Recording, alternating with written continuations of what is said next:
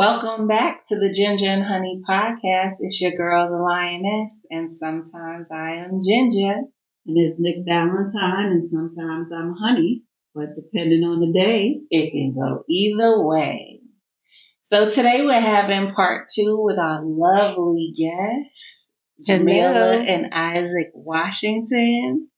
And we're talking about love and marriage and moving forward, living life after tremendous loss.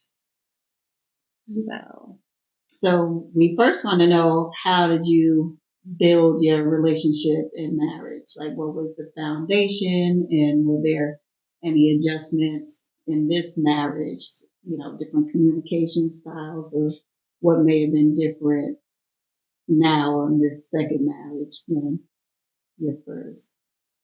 Go ahead, Isaac. Well, for me, we really built a solid friendship. I would say, furthermore, we talked honestly and authentically about our experiences in our first marriages. They were healthy marriages, but we were also very honest in being self-reflective of things that we could work on, and not to bring some of those areas of improvement or deficiencies into our marriage.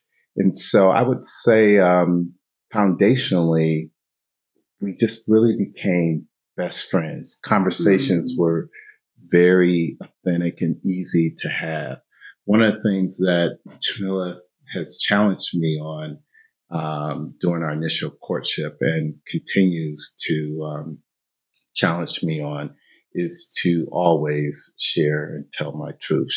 I previously told her, I felt, from my perspective, that you don't want to hear the truth. We yes. said that. So if I was to say something, no matter how I try to dress it up, it would land uncomfortably with Lisa. And so, as a man, if you were to say something to your wife, and it's this visceral reaction of, emotions and sadness, you kind of repel and rescind from, oh, I didn't like that response, and I don't feel as though that it's safe for me to truly share with you how I feel.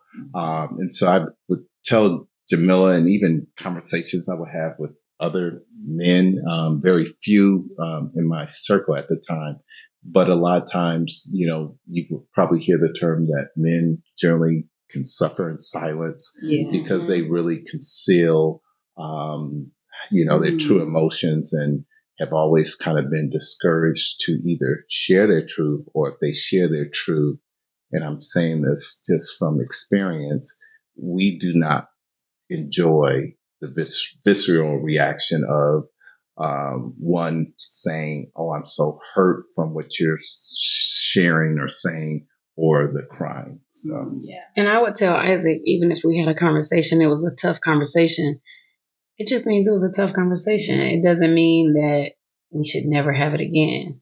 We've had a few. Yeah, we've had a few, and I may have cried. Well, you have. I always cry. But I mean, me crying is just a part of, my emotions. I don't think that means that you should never say something again, or you should, we will never ever talk about this again. I think that's unfair. Yeah. I think you should always say your truth, no matter what response you get. You can't control the message and then control the reaction from the message. You don't have that power. Right. And that's but that's good. So now we've given our points of view and perspective on that on previous episodes, but now we have an actual man admitted that it's not about the telling the truth, it's about the response. That is difficult for y'all to receive. So absolutely, give it to us and handle and be okay with the reaction. But that's how you grow. That's how it's the only way. That's how you grow. And I think a man, maybe that's the problem sometimes in relationships, is men are not truthful. Mm-hmm. And I'm not saying all men are truthful, but I'm saying if you're saying a large portion of men don't tell their truth because of the reaction, I think it's unfair, first of all, but I think it's kind of a cop out. I think it's kind of a cop out. I mean, I would respectfully disagree because I don't think everyone is receptive to hearing the truth. It's either emotional or a defensive, response. So then there's a confrontation instead of dealing with what the man is trying to say or express how how he truly feels. So I hear you, but yes, telling a man, from my perspective, a man in telling his truth is not always received by his partner. And that depends on the maturity of the relationship as well as the partner that you chose. Yes. Mm-hmm. Yeah. Mm-hmm. And then several things go into it. Like, I prefer to hear the truth and then just let me deal with my emotions about it. Because at the end of the day, I can respect the fact that you were honest and authentic. Mm-hmm. And then there's the part where it's kind of like, I want to make sure that I'm hearing you, right? And I want to acknowledge what you're feeling, what you're saying.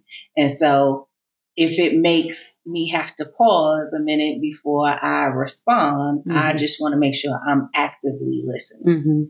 Right? Have you always been that way, or have you matured to I've definitely matured to that position. Yeah. I was never like the yeller, right? I would definitely cry. Would definitely cry. But just being able to really hear it and receive it has been so beneficial to me. And especially when you know it's coming from the right place. If somebody is tearing you down in other ways, then it doesn't feel the same. But if you know somebody loves you and they truly are, talking about it from a beneficial place of you both, that makes a difference. A huge. I would agree. And like Isaac was saying, when you were saying that it's about this trust and the safe space. Yes. So you have to have trust that your man is telling you this is out of love, and he has to have that safe space. Yeah. And we don't want men that are explosive, right? And so tone matters. Absolutely. So I want you to be truthful and authentic. But I want you to tell me in a loving way. Yes. Our pastor said that to us before. He said, you should always give your truth to your spouse in love. And I don't know that everybody thinks about it like that. Yeah. That doesn't mean, because Isaac says a lot, like, you gotta, what is it, what do you say, to people's feelings? And I don't think it's that. I think if you love somebody, you tell them something for them to hear it or receive it. You don't tell them something. He doesn't like yelling and screaming. So if I tell you my truth, yelling and screaming, you're not going to receive it. Right. So I would hope that you would tell me your truth in the way that I receive it, which is in a nice tone, in a loving manner, so. It has to do with, I think, knowing and studying your partner and knowing their behaviors and trying to find the way to get your point across in a way that can be heard, but also in a way that could be received and acted. We want it to be effective. Right. Yes. To tell something that's ineffective is for no reason. Right. Yeah. Falls on deaf ears. Right. Yeah. And it is a waste. Because what works for me may not be how they receive information and hear it as well. Yeah, and the evolution through the relationships, right? So I was not always that way, but it took some learning and growing to get there. Yeah. But for me, I would say, wow, being with someone in my teens to my 20s, 30s, and 40s,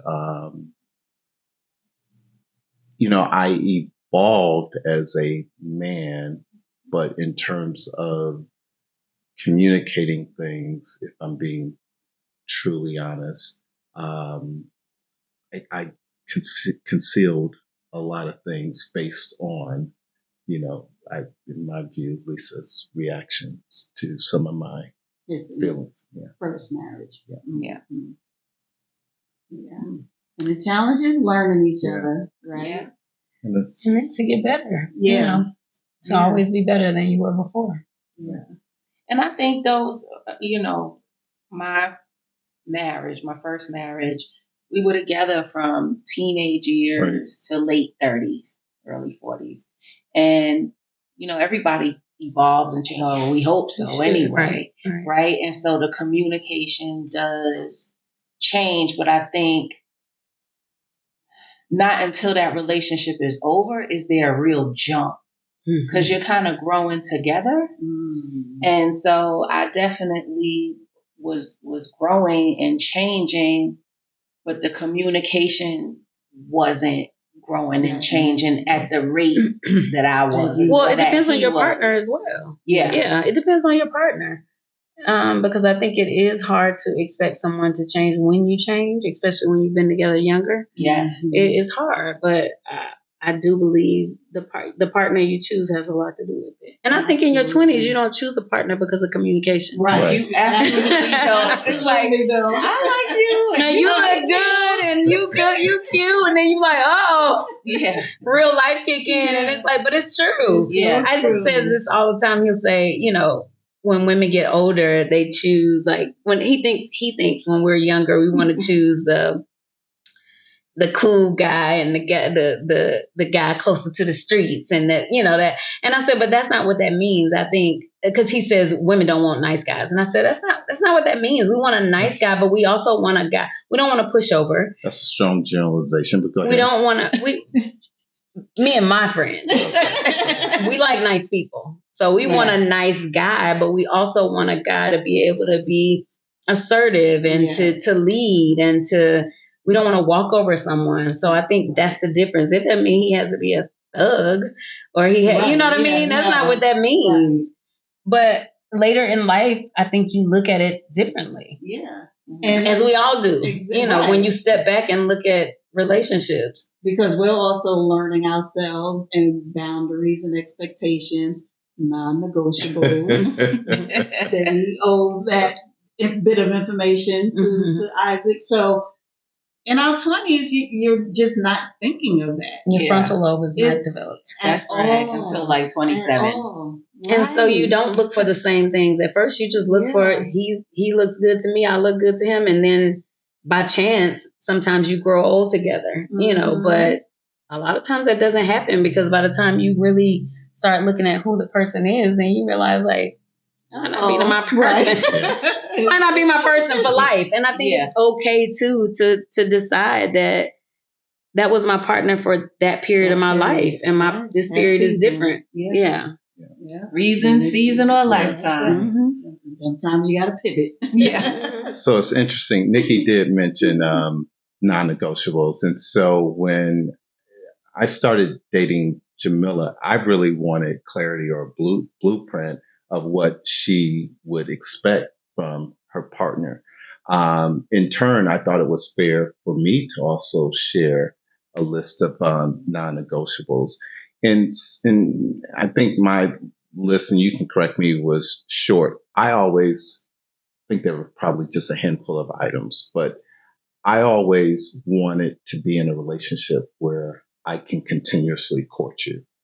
I want us to be friends. I want us to always have that spark in terms of me dating you. That was one of my, chief requirements, because I thought I really firmly believe that a happy and effective marriage is one that, and it requires work, but you continue to be selfless and pouring into your spouse. So. Yeah. And was it you that said to outlove each other? I heard that. I've heard it. I heard that said, like, your goal. That's the goal, is it? Yeah. And I would say after all these years, I would say Jamilah has been consistent with her list, and I will allow her to assess my, performance with my short list. So. Because yours was hers was relatively long. Like, you can't do this and this and that. I need another paper. Yeah. But now she has done well. Nice. Now, did you have challenges in blending the families? I know you spoke on a previous episode about your daughter's already having a relationship. So they had the friendship. Mm-hmm. But extended family, Dominic, your oldest son, like how did, Wow. I'll let you take that. challenges did or didn't you have? I think initially we did have challenges. Challenges I don't know that I thought we would have, but I think it ironed out, and the people that were meant to be, around in our village and have just have been there, And so I don't think, like, Dominic's dad, obviously, and his wife Erica, we're family. Yeah. So we didn't have any problems. We're family to this day. Mm-hmm. So not really, but I do think with the children, it wasn't hard blending the children. I don't think. The extended family. I don't think any of it was hard. I just think it was figuring out the dynamics and, who should be there and who shouldn't, I don't think it was hard. Well, not necessarily hard, natural from our perspective, but there were a few unforced errors. And as you mentioned, Dominic, the girls are, similar in age. So naturally, we did a lot of things together as a family with the girls. Because Dominic was older. But Dominic was older and unfortunately was, omitted from certain trips or activities that we had going on. I know he was at a stage where he was in school and still, growing into adulthood, albeit in hindsight, I think I should have been more proactive in including him in family trips or those type of opportunities. We did have the opportunity to just travel with him exclusively several years ago. Mm-hmm. I think it was kind of hard for him with his age, because he was like not a kid, but he wasn't an adult. So he was kind of in that. And then he was the opposite sex. He had two girls and a boy. Yeah. So that was probably the most difficult, was when he said something to me later about, him not being, I don't know, he didn't say he didn't feel included, but there were things that he didn't get invited to. And I was like, it didn't feel good. Yeah. Because it wasn't intentional. It was kind of thinking like he doesn't want to come. Right. Yeah. So. But we should have extended. Just ask. Yeah. Because I think he would have wanted to come. I just think we thought he didn't want to come. Yeah. And we do that sometimes. Yeah. Make the decision. Well, then without asking. Yeah. Well, now we know better, right? Yes. So now, once Dominic expressed how he felt, what did y'all do to adjust and maybe create new traditions with your new blended family? So we ended up taking Dominic with us to Africa by himself, because that was the trip he missed with everybody.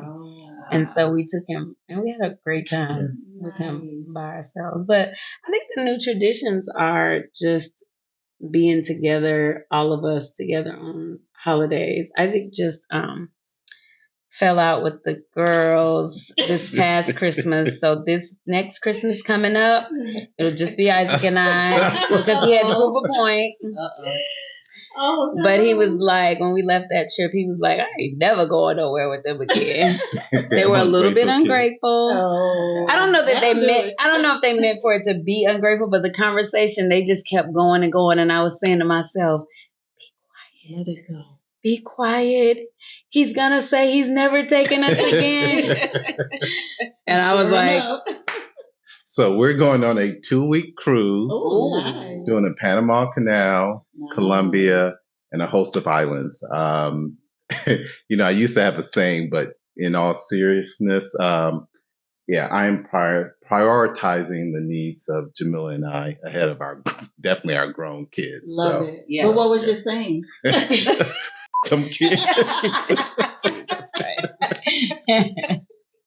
But no. Yeah. I mean, they get grown and then they prioritize. Oh, absolutely. Themselves, of course. And we are the ones like still trying to prioritize them. them. Yeah. So, And you do have to sometimes be they conscious. compete on that, I feel, like they want to do their own thing and be independent and start adulting, but still want to be treated as a children kid when it's convenient to them. Exactly. When And it's convenient. and they have been given a great life, not a good life. Yeah. And I don't want to just make it about the things or exposure, but really two present parents. Frankly, let me say four, even with the deceased, late Thomas as well as Lisa, just very present parents in their lives, loving parents. And so, they really. Dominic's dad. Dominic's dad and Erica. Yeah. Listen, they have enough parenting and enough love where they have not. These kids can never say they weren't loved. Right. Never. So they triggered me this past Christmas. So I told her as soon as we got off the trip, I kid you not, we were driving back from Florida. Listen, I know him so well. I said, listen, never taking them book again anytime us soon. a trip for Christmas. They're going to have to figure out next Christmas and enjoy that by themselves. Be the first time we've broken away and not be together as family for Christmas. But wow, they brought it on themselves. Oh, absolutely.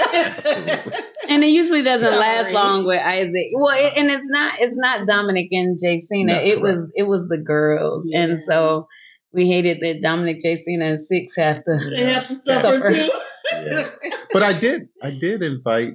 We're probably gonna take Six on a cruise at some point. Let's see if Dominic, Jacina would want to do a trip or let us. They'll let us take Six with us on a cruise. And for the audience, who is Six? Six is our grandbaby.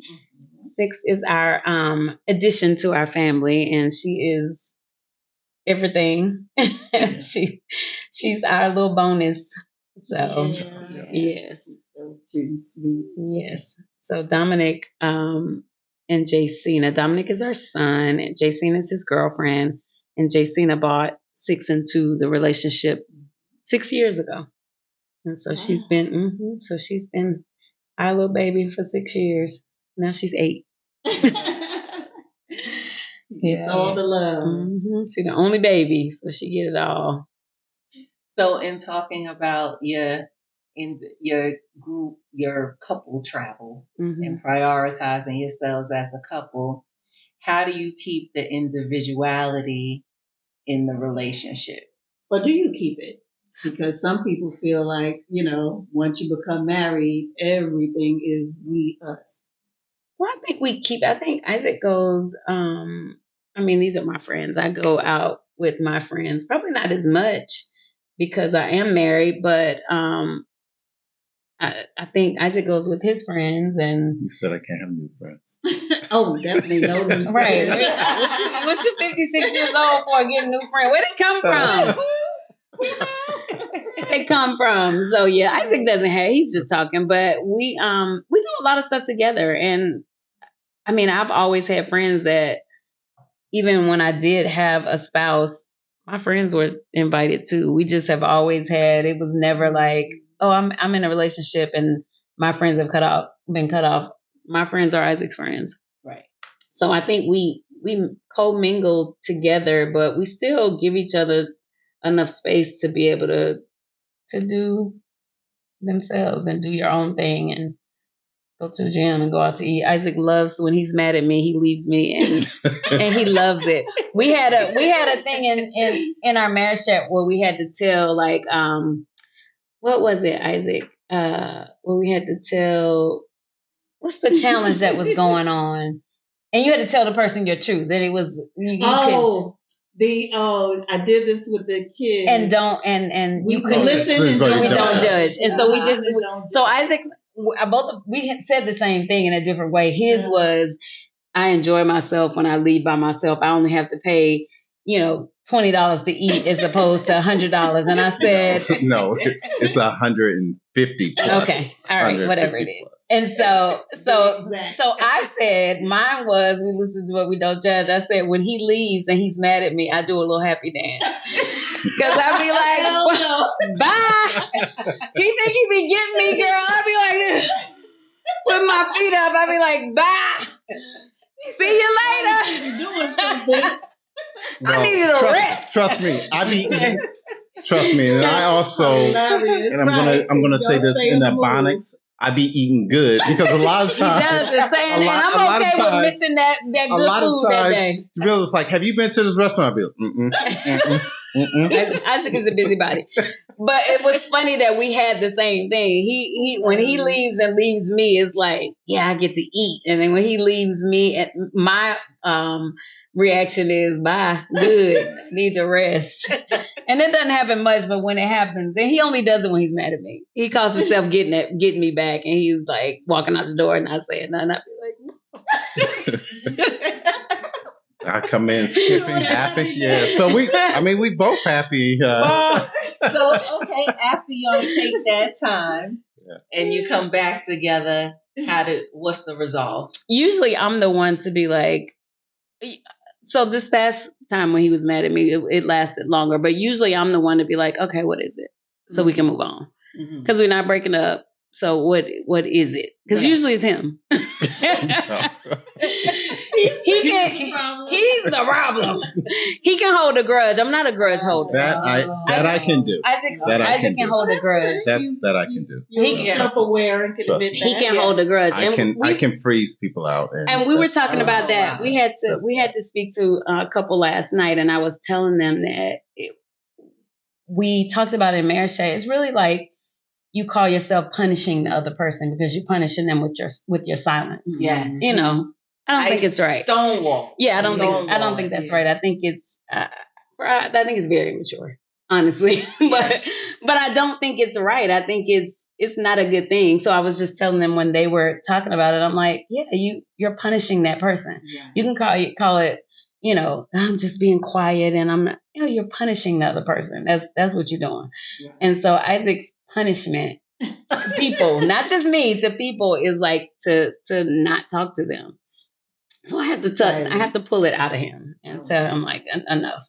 You know, normally I'll be like, okay, that's enough. What is it? Let's move on. And then sometimes you can tell when he is I can read him pretty well. I can tell when he's trying to come out of it because he'll do stuff like, hey, you know, or something like, I'm like, you ain't been speaking for 2 days. Now you say, oh, hey, you know, I guess we talking again. So I'm the person that just picks back up. You talking again, we pick back up. Right. You know, let's just move on. Because it's never a big enough deal not to talk to me. Right. So do you use that as a strategy because you don't like conflict? No. To the he loves conflict. No, to the opposite. What I'm trying to say is what I've always told Jamilah, even when we were dating, and I think that was probably one of my non-negotiables, to be honest with you, is I grew up around very volatile women. Mother's been married multiple times, physically abusive relationships. And so we about to have therapy. Yeah. I've always told her that, I don't want to say anything that, is regrettable. So I tend to tame my tongue with silence, which is also can be interpreted as a form of punishment. And so instead of lashing out, I can definitely stonewall you and be like, you know, I told you I'm serious and you struck a nerve with me. So I'm not saying that's right, but that's my counter to confrontation. Just knowing me and knowing how competitive I am. Yeah. I know I could explode, but never will want to, you know, show that side of me, and especially to someone that I love. Yeah. Right. But that's amazing because I find that that's so helpful, you know, because now you, as his wife, understands where you might not be comfortable. He said, "Who's a lioness?" The lioness and the Taurus bull. The lioness wants to know what's wrong. Yes. What's wrong? Yes. Talk to me. Yes. Yeah. Right. So we had to work through that because initially she would always kind of press the issue. Yes. And I would tell her, you know, just give me a minute. Yeah. So if you keep poking the bull, so to speak, I will. Yeah. What's gonna happen? It's like a bull in a china shop. What you gonna do? What you gonna do is my question. Like them kids, you're gonna learn today. Like them kids, trust me. Trust me. Exactly. Don't end up like them kids now. Like they say, I can show you better. I can tell you. So how long? I heard you say. So it's been 2 days. So how long do you typically? He'll stay in it until I bring him out of it. Yeah. The last time I didn't do it, I was like, I'm not gonna do it. I was like, he can stay, he can stew in there as long as he want. I'm not doing it. So it was like a week. It was a week. Yeah. So from Sunday to Sunday. That was just you being stubborn. That was just to see how long. Well, I didn't. I knew. No, I didn't. It wasn't even how long. I just felt like he's an adult. Like he should be able to use his words. Mm-hmm. And I felt like whatever it was. And then when we talked about it, it was really a misunderstanding. And it was so crazy that the misunderstanding. I'm like, is that what you're mad for? I was like, are you? And see, my thing is because I have lost someone, I never want to have room to not talk to somebody that I care about. So that's always in my mind. Wow. Not my children, not my husband. I'm not gonna ice you out for days. I'm not gonna not speak to you for any, long period of time. I'm just not gonna do it. I'll say whatever it is, I'll cry, I'll get over it, and then I'll move on.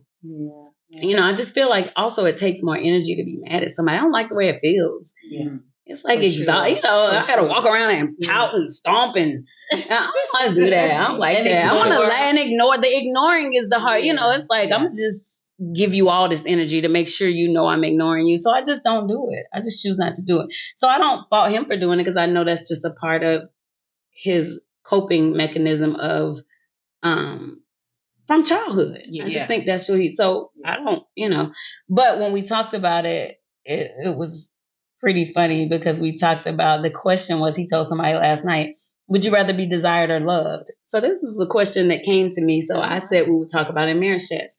So quick story. We're not going to go through the long version of it, but we went out on the Friday night. We were asking everybody, would you like to be desired or loved? So it was a good question. Mm-hmm. So by the time we got to marriage chats, I asked about it in marriage chats and we ended up talking about it. What I ended up saying at the end of all this was in a marriage, you need both. You want to feel desired and you want to feel loved. You're not going to always feel desired because, marriage is this. But Isaac thought I was talking about him, that I didn't feel desired by him. And so his thing is, I do for you. And I blah, blah, blah. You don't feel desired. Yes. And so we can't tell the whole story. Yeah. So just let my version win. Okay. So, I will concede. Thank you. You're a dog. Thank you. But that's not the way it went. But okay. That's the short story. You're a dog. That's the short that you're a dog. When your wife comes to you and say, I'd rather feel desired than love. And I'm like, I did not say. So I chose desire.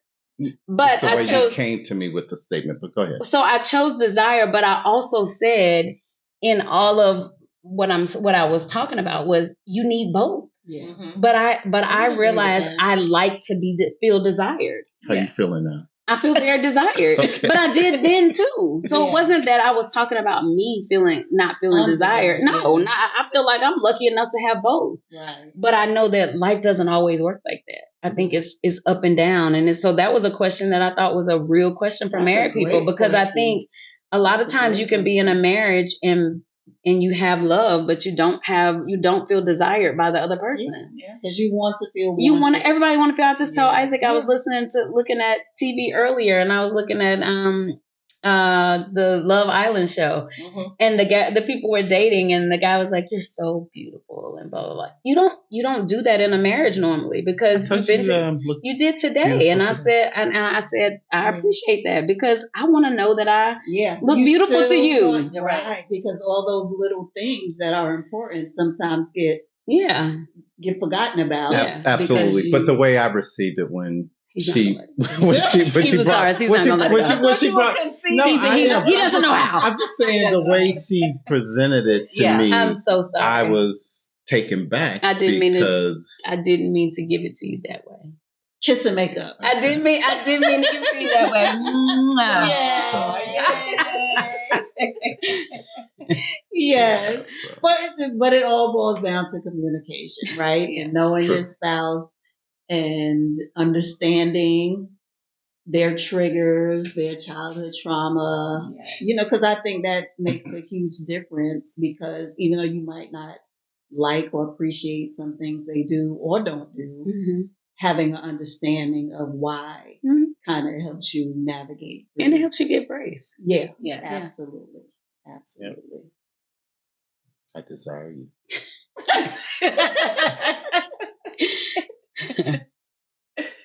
To your point about being desired, I can relate about that, because there was a point while I was married where I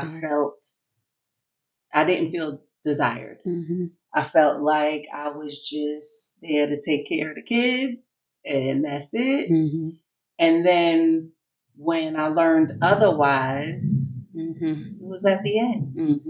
And so it had been a long time where I felt like I was the cook, clean, bottle washer. And that's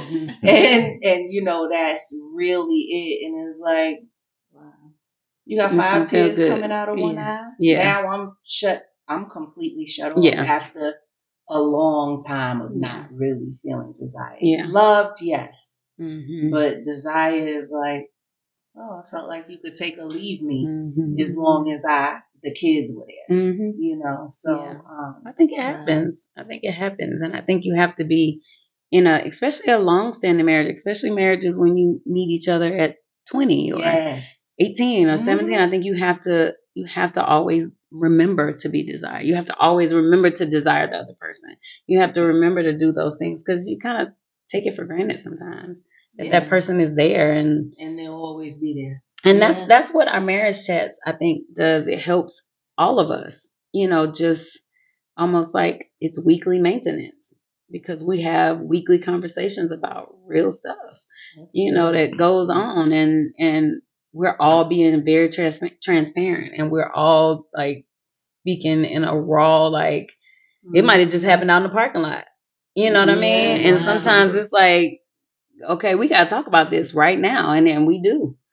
And we do. And we talk about it until there's a resolve. We don't just leave. We all helping each other out. So that marriage chats, even though we facilitate it, we definitely, we benefit from it. We benefit from it. We don't act like we sitting on a higher horse. We're in there getting it just like everybody else, One of the things that Pastor Gurley shared with us, as well as other couples, and I thought that this was, very thoughtful and useful.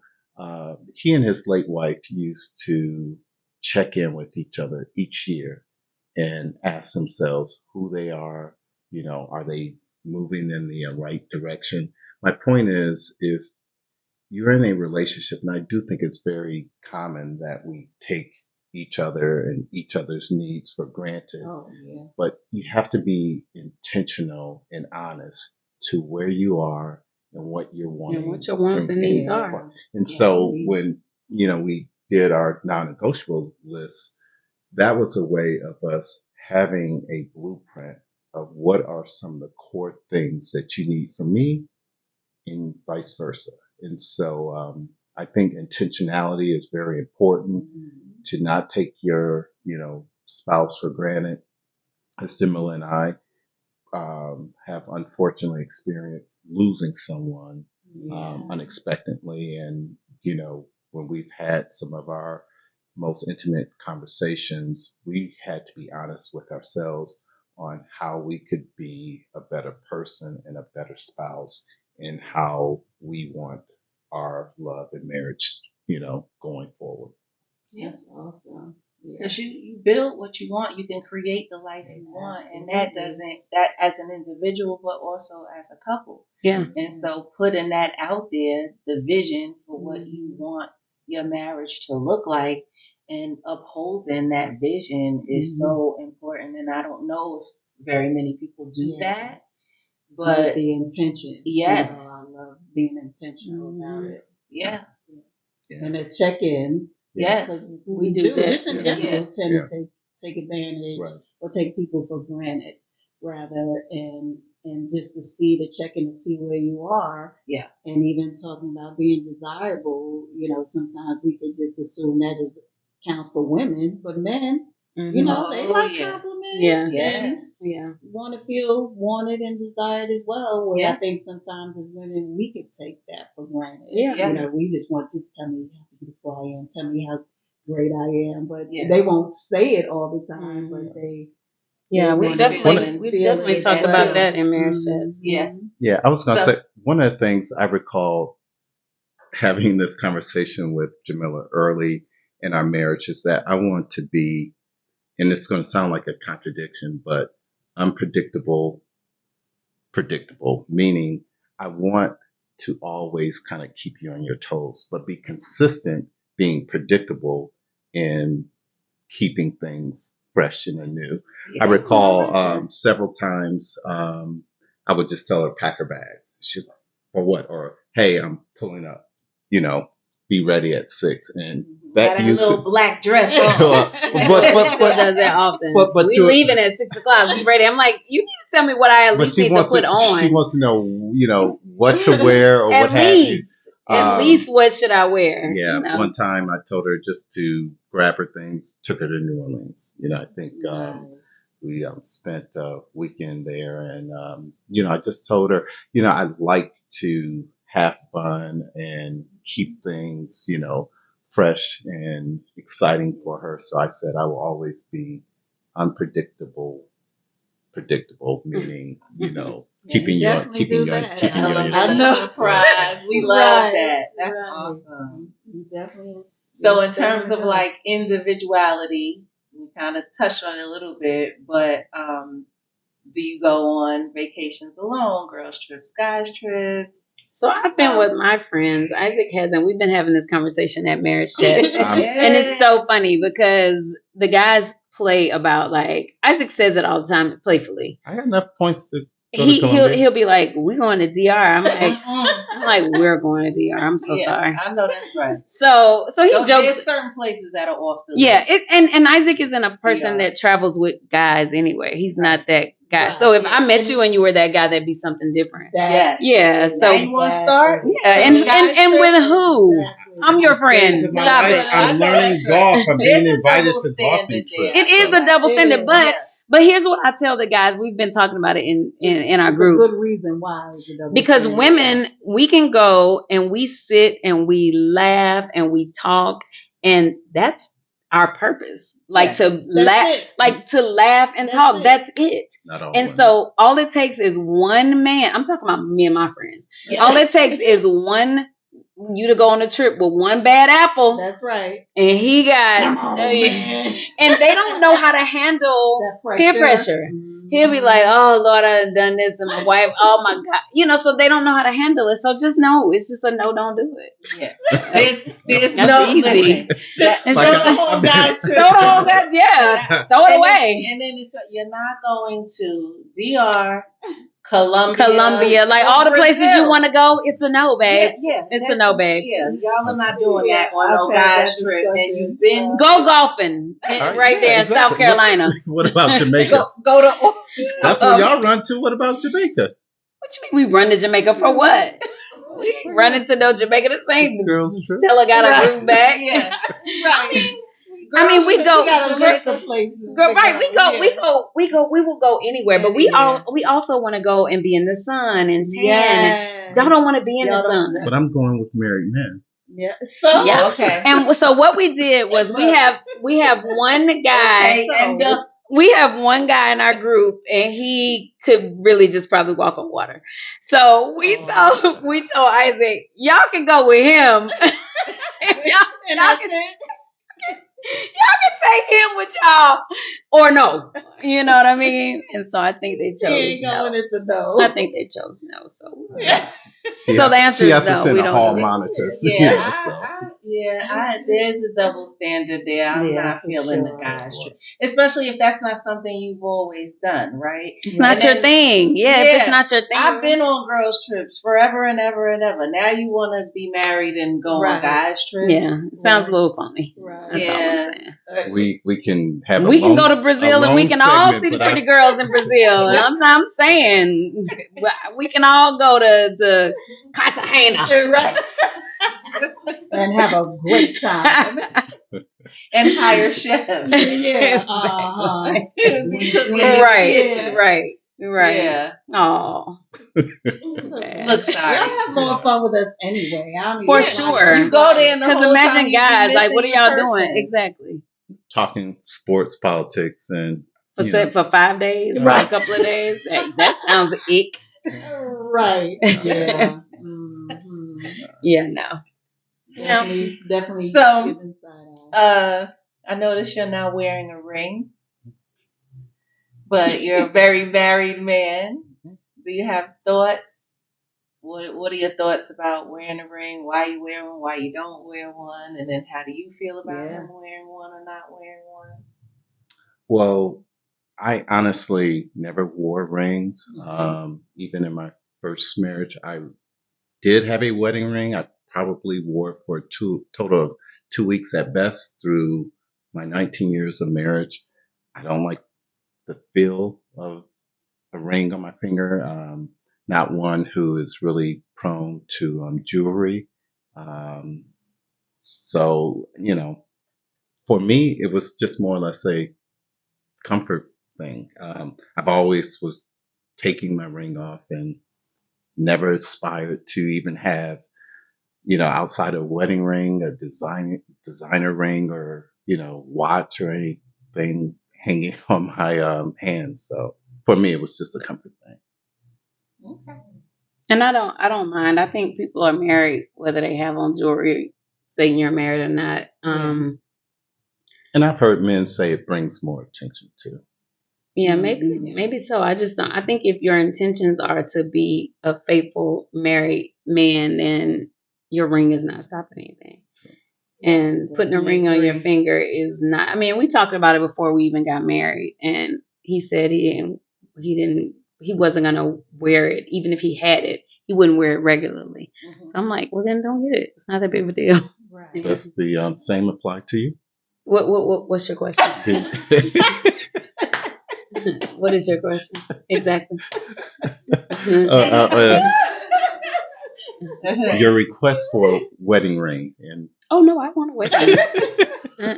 And this is this is number 3. He loves it. He could. That's why he wanted to tell somebody he bought me 3 rings. He cannot wait to tell somebody in the conversation she's had 3 rings. Well, show us the ring. Let's see it. Let's see it. Yeah. Yes, come on. Yeah.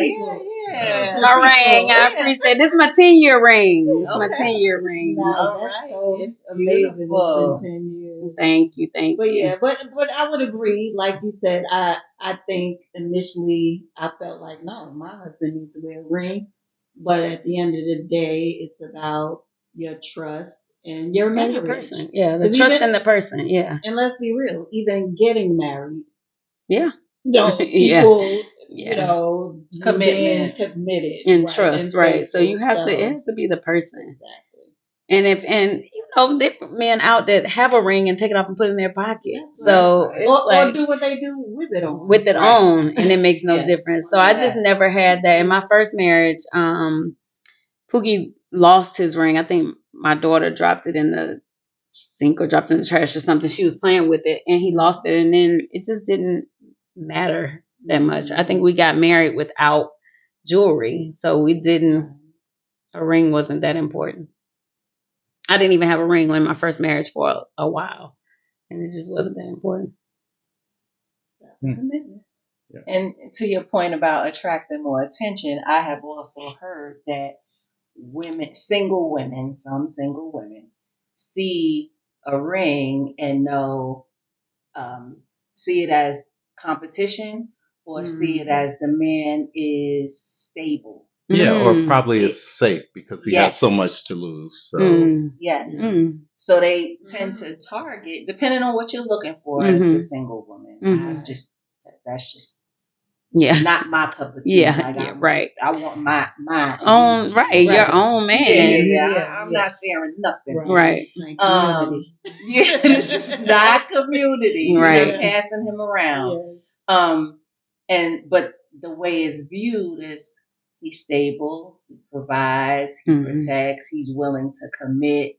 Maybe I can get him. Maybe I can get him. Maybe I can get him to do those same things for me, because I don't know, I'm gonna stand on my head and take him away from his wife. I mean, so I can see how some men feel like it's more of a attention getter than not wearing one. Yeah, it just depends. Yeah, and I'm just only I don't know if it's always, and I know generally speaking, the aim to take him from his spouse. But for some, it may be, I don't mind sharing. Sharing. It's a lot of that. Women who don't mind sharing. No. Yeah. Keep it real. Yeah. And we're in Atlanta, and I know we've talked about some statistics before, but we know the ratio for men to women is high. Yeah. So some women do feel like, I'll get what I can take. Yeah. Take these little scraps off the table. He had 5 minutes for me today, girl. Take it. Yeah, they said they'll take it. Yeah, it happened. So. Well, are there any final words that you all may have for our viewers? No, I think marriage is beautiful, but you have to be intentional every day. Yeah. Every day. And you have to be selfless every day. Yeah. I agree 110% with my wife. A lot of times, there's always a negative connotation that comes or is viewed as it relates to marriage. I will say for me, I've been immensely blessed to have found another soulmate, life partner. I love my wife. I'm in love with my wife. As she stated, marriage is, it requires each other to be selfless. It is to constantly give of thyself to thy spouse or each other. It requires work. A lot of times people don't understand, marriage has seasons. And we talk about this a lot in marriage chats, with people going through the evolution of life, of who they are, who they're becoming, with their careers, raising kids, to get a parent. Caregiving, or even dealing with your own health challenges. You will reach a season in marriage, but if you continue to, in our case, our marriage is totally centered in our faith. I've always have said, as long as I understand my alignment to my Lord and Savior, it is easy for me to beget that type of love and grace to the person who means the most to me and who God has given me. It's my wife. And so when I'm kind of out of alignment, I know I have to center myself back into, my faith, standing steep and, my relationship with God in order to exhibit the love that He has given me to share with my wife as well as my family. So I would just say this in closing. Yes, marriage is a beautiful thing. It is really something that we believe is ordained and has been committed by God for, man and woman to enjoy each other, honesty, truth, transparency, as well as unselfishly and love, you grace and mercy. That was beautiful. Yes. No, really.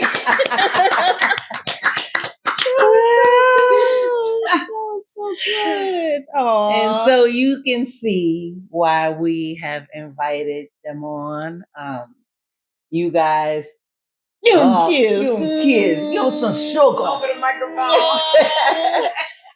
You can see, your love for each other and the evolution of your relationship and your marriage and how you are intentional in pouring into each other.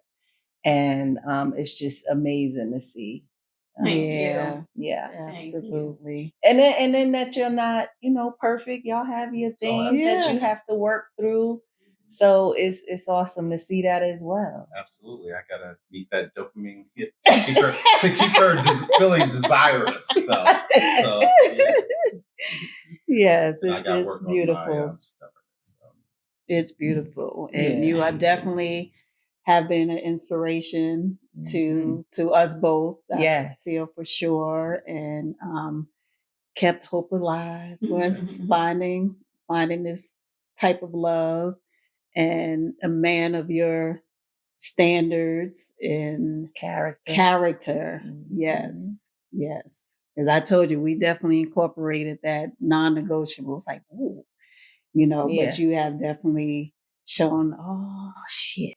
We my tissue. we respect you, yes, so much, and hold you in very high regard. Very high regard, and not just for your love for Jamilah, you as a man, but you have definitely even poured into me and my children, especially my daughter. So I just want to say thank you.